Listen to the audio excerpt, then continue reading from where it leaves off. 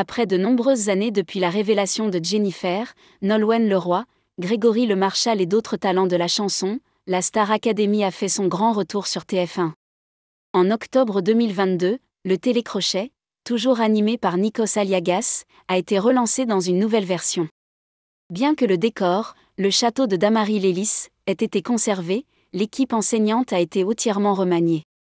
Ainsi, Michael Goldman, fondateur de My Major Company et fils de l'illustre Jean-Jacques Goldman, est devenu directeur de la promotion. Après 6 semaines de compétition, Anisha a été sacrée grande gagnante de cette édition. Cependant, comme c'est souvent le cas dans ce genre de concours, ce n'est pas toujours le vainqueur qui rencontre le plus de succès. Tiana, éliminée aux portes de la grande finale, s'est ainsi démarquée en signant avec la même maison de disques que Dadju ou la chanteuse Vita, qui l'a prise sous son aile.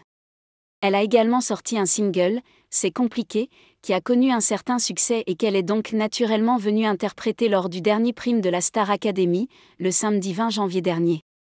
Cependant, sa prestation a suscité de nombreuses critiques.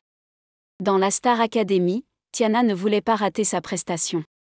Ce qui a valu à la jeune Tiana, âgée de 20 ans, les foudres des internautes. Tout d'abord, sa tenue. Beaucoup ont reproché à la fidèle acolyte de Léa Haddad son look filet de pêche, associé à des déhanchés très suggestifs sur scène. Cependant, cela n'a pas affecté l'ancienne candidate de la Star Academy, qui a répondu « Personne ne m'a obligée à porter cette tenue. C'était mon choix. Au final, c'était génial. C'était moi qui avais eu l'idée. Ils ont dit « Mais Tiana, tu es une reine, la tenue est incroyable, donc ne vous inquiétez pas. » Autre détail qui a dérangé les téléspectateurs de la Star Academy, ils ont soupçonné la protégée de Michael Goldman de ne pas avoir chanté en direct, mais d'avoir utilisé du playback. Là encore, Tiana ne nie pas, mais elle explique la raison de son choix. Oui, j'étais en playback, et j'assume pleinement. Cela peut être embarrassant, j'avoue, mais je voulais une chorégraphie incroyable.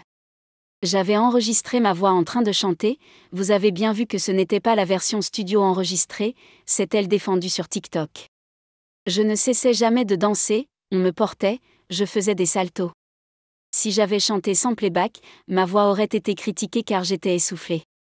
J'ai essayé de le faire sans playback, à maintes reprises, c'était moche, je n'en pouvais plus, cela aurait été impossible. On m'a dit qu'aucun artiste n'aurait pu le faire. Ces explications devraient mettre fin au débat une fois pour toutes.